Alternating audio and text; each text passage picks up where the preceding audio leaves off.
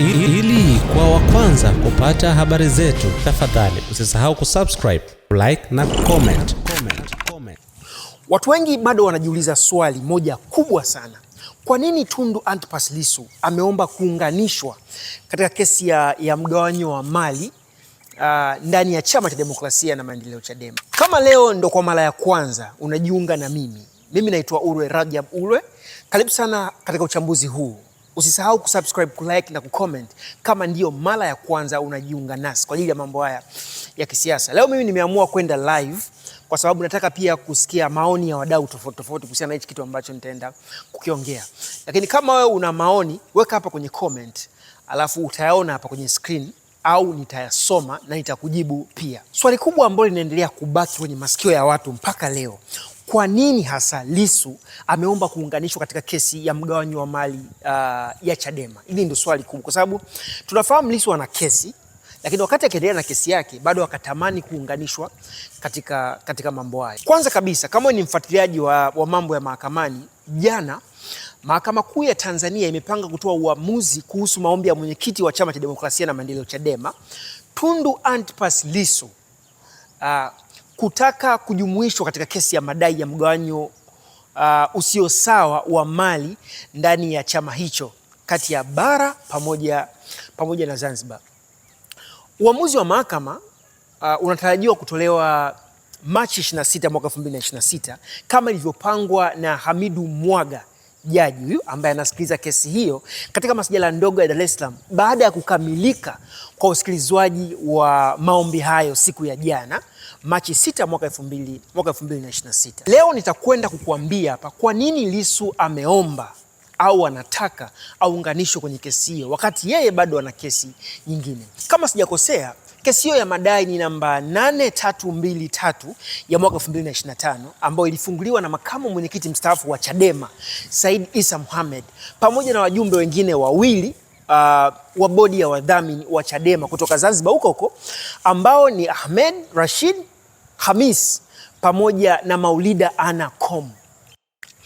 Katika kesi hiyo, wadaiwa katika kesi hiyo ni bodi ya wadhamini wa Chama cha Demokrasia na Maendeleo Chadema pamoja na katibu mkuu wa chama hicho. Sasa kwa upande wake Tundu Antipas Lissu, yeye aliwasilisha maombi yake mahakamani akiomba kujumuishwa katika kesi hiyo kama mdaiwa wa lazima, akieleza kuwa ana maslahi ya moja kwa moja katika shauri hilo. Sasa katika usikilizwaji wa maombi hayo ambao ulifanyika jana, Lissu pia alitoa ufafanuzi. Lissu mwenyewe alitoa ufafanuzi wa sababu zinazomfanya atake kuunganishwa katika kesi hiyo. Na mimi ndo nikasema leo nitakuja na imada kwa nini Lissu anataka kuunganishwa kwenye kesi ya mgawanyo wa mali kati ya bara pamoja na Chadema. Kwa nini Lissu anasema ana maslahi ya moja kwa moja na kesi hiyo? Sasa jana Lissu alisema kwamba moja, yeye ni mtu muhimu kuwepo katika kesi hiyo kwa kuwa ndiye mwenyekiti wa Chama cha Demokrasia na Maendeleo Chadema, lakini pia ni kiongozi mkuu wa chama hicho kufuatia uchaguzi wa ndani ya chama hicho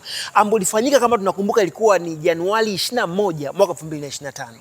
Lissu amesema amekuwa mwanachama wa chama hicho tangu Julai mwaka 2004 na katika kipindi chote hicho takriban miaka 21 ameshika nyadhifa mbalimbali za juu katika chama chake hicho, Chama cha Demokrasia na Maendeleo Chadema. Sasa hivi ni vyeo ambavyo Lissu amewahi kushika akiwa Chadema. Moja, amewahi kuwa mkurugenzi wa sheria, amewahi kuwa mwanasheria mkuu wa chama, makamu mwenyekiti wa chama hicho Tanzania bara. Lakini Lissu akasema nje ya nyadhifa hizo amekuwa mjumbe wa kamati kuu wa Chadema tangu mwaka 2004 alipojiunga tu na chama hicho. Hivyo Lissu anasema kwa kushika nyadhifa zote hizo katika kipindi chote cha miaka 21 ambayo amekuwa ndani ya Chadema, ameshiriki na anafahamu masuala yote makubwa na muhimu ambayo yameamliwa na chama hicho. Na nukuu maneno ya Lissu ambayo alitamka jana. Lissu jana alisema hivi, sitaki nikosea, nataka ninukuu kama ilivyo: Mheshimiwa Jaji, nimeshiriki na ninafahamu kila jambo ndani ya Chadema, akiwa na maana masuala ya muungano, masuala ya Zanzibar yote. Amesema Lissu na kusisitiza kwamba na hao wajibu maombi wa kwanza, akiwa anamaanisha Mohamed wa pili akiwa anamaanisha Khamis, na watatu akiwa anamaanisha Com. Ninawafahamu na nimefanya nao kazi kwa kipindi chote isipokuwa wa pili, ila wengine ninawafahamu tena kwa kipindi kirefu. Lissu jana alisema hivi, kwa nafasi yake kama makamu mwenyekiti wa taifa, kama makamu mwenyekiti wa chama taifa, ndiye mwenyekiti wa vikao vyote vya uamuzi wa chama, viwe vya kisera, viwe vya utekelezaji, yaani kamati kuu, baraza kuu na mkutano mkuu wa taifa. Lissu akasema amelazimika kuieleza mahakama hayo yote kwa kuwa ni muhimu, kwa sababu shauri la msingi linazungumzia hayo. Kuna sera ya matendo ya kibaguzi, ukiukwaji wa sheria, maamuzi ya vikao vya chama ambavyo yeye muombaji ndiye mwenyekiti wake. Lissu akasema shauri la msingi linahusu uongozi wa chama moja kwa moja, kwa sababu limefunguliwa mara tu baada ya kuwa mwenyekiti na siku 4 tu baadaye kukamatwa na kufunguliwa kesi ya uhaini. Hayo yalikuwa ni majibu ya Lissu.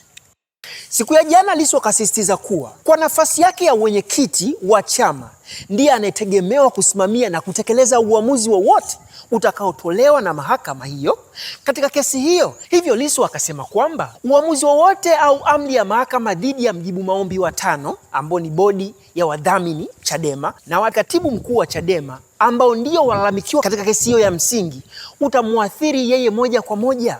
Na nukuu maneno ya Lissu. Lissu akasema hivi, Mheshimiwa Jaji, amri yoyote ambayo utaipitisha ambazo zimeombwa ukizikubali maombi kwamba shughuli za chama zisimame, maana yake ni kwamba mwenyekiti hataweza kuongoza vikao ikiwemo mkutano mkuu, amesema Lissu na kusisitiza hivyo ni moja kwa moja nitaathirika na uamuzi wowote, iwe hukumu, uamuzi au amri itakayotolewa. Lissu akasema, Mheshimiwa Jaji, huo ndio ushahidi uliopo. Lakini Lissu alidai na kuongeza kusema kwamba kwa ushahidi huo ni wazi yeye kama muombaji ni mdau wa lazima na haepukiki kuwepo kwenye kesi hiyo. Lissu alieleza sababu nyingi sana kwa nini anatamani awepo kwenye hiyo kesi. Lakini jambo moja ambalo Lissu pia aliongea, akasema, rai yangu kama mleta maombi ni kwamba mahakama iamuru kwamba mleta maombi aingizwe kwenye kesi, kwa kuwa swala hili lina maslahi makubwa sana katika umma wa nchi hii. Basi uamuru kila upande ubebe gharama zake, ameomba Lissu. Baada ya Lissu kuwasilisha hoja zake, wale mawakili ambao ni Shabani, Maljani pamoja na Fedlis walianza kujibu hoja za Lissu. Sasa wao wamepinga hoja za Lissu wakitaka mahakama isiamuru aingizwe kwenye kesi hiyo. Wakili Maljani amedai kuwa Lissu hana sifa za kuunganishwa katika kesi hiyo kwa kuwa maombi yake, yani maombi ya Lissu, ameyawakilisha katika njia isiyofaa, katika namna isiyofaa, yaani kama mtu binafsi na si kama mwenyekiti, hivyo hana maslahi katika kesi hii. Kwa wale mawakili wawili ambao wanatetea upande wa Zanzibar wakakataa Lissu asijiunge katika hiyo kesi kwa kutoa sababu hizo. Sasa wakajibu hoja ya Lissu, ile hoja ambayo Lissu anasema kwamba kesi hiyo imefunguliwa kwa ajili yake baada ya kuwa tu mwenyekiti. Wakili Maljani amesema kuwa si sahihi kwa kuwa mambo ambayo wateja wao wanalalamikia kama alivyobainishwa katika kiapo chao kinzani ni tangu mwaka 2016. Jaji Mwaga, baada ya kusikiliza hoja za pande hizo mbili, sasa jaji mwenyewe amepanga kutoa uamuzi wa kesi hiyo tarehe 26 mwaka huu. Atatoa hatima ya Lissu kuruhusiwa au kukataliwa kuingia katika kesi hiyo kwa sababu ambazo mahakama itazitoa. Nikukumbushe moja, kesi ya msingi ambayo wadai wanadai ni kuhusiana na mgawanyo wa mali usio sawa. Unaambiwa mali za chama na rasilimali za kifedha kati ya Zanzibar na Tanzania bara, kinyume cha sheria ya vyama vya siasa na katiba ya chama hicho. Sasa Said Issa na wenzake wanadai kuwa katika chama hicho, yani chama cha Chadema, kuna ubaguzi wa kidini, kuna ubaguzi wa kijinsia, pamoja na kutoa maoni na matamko yaliyo na nia kama ya kuvuruga pande mbili za Jamhuri ya Muungano wa Tanzania. Hivyo wanaiomba mahakama itamke kuwa wadaiwa wamekiuka kifungu cha 6A kipengele cha kwanza, kipengele cha pili na kipengele cha 5 cha sheria ya vyama vya siasa sura ya 258 marejeo ya mwaka 2019 na iwaelekeze wazingatie kifungu hicho. Pia wameiomba mahakama hiyo itamke kwamba ugawaji wa fedha, mali na rasilimali kwa ajili ya shughuli za kisiasa na kiutawala kati ya Tanzania bara na Tanzania Zanzibar unaofanywa na wadaiwa ni kinyume cha sheria na ni batili. Naelewa. Vilevile Said Issa na wenzake wameiomba mahakama isitishe kwa muda shughuli zote za kisiasa mpaka agizo la mahakama litakapotekelezwa, na zuio la kudumu dhidi ya matumizi ya fedha, mali na rasilimali za chama hadi walalamikiwa watakapotekeleza matakwa ya kisheria kuhusiana na gharama zote za kesi. Mimi niliamua kuja live leo kwa ajili ya kukupa uchambuzi huo, lakini pia kukuambia ni kwa nini hasa kama ulikuwa ufahamu, Lissu anatamani na anataka na anaomba aunganishwe katika kesi hiyo ya mgawanyo wa mali kati ya Tanzania bara na Tanzania Zanzibar. Kupitia uchambuzi huu, kama unahisi kuna sehemu nimekosea, hebu niandikie hapo kwenye comment. Kama unahisi kuna sehemu siko sawa, niandikie kwenye comment na mimi nitasoma pamoja na kujibu pia. Sasa asante sana kwa kuungana nami kwenye live hii mpaka mwisho. Mchango wenu ni kutazama, kutoa maoni na kushare, ndiyo ambavyo unafanya majadiliano haya yaendelee kuwa na nguvu kabisa. Kama bado hujasubscribe, bonyeza subscribe sasa ili uwe mtu wa kwanza kupata live na uchambuzi mwingine mkali kama huu. Like na kushare na weka maoni yako hapo chini. Lakini swali ambalo ningetamani wewe unijibu kwenye comment hapa chini, unadhani nini kitatokea kwenye swala hili? Mimi naitwa Ulwe Rajab Ulwe. Asante sana kwa muda wako, na tutaonana tena kwenye live nyingine ambayo nitakuletea siku na muda kama wa leo. Narudia tena, kama kuna sehemu unahisi katika uchambuzi huu kwamba bwana hapa umetudanganya, niandikie hapo kwenye comment. Lakini pia kama unahisi mimi kuna uchawa ndani yangu, niandikie kwenye comment, bwana hapa umeweka uchawa, hapa umeenda sawa.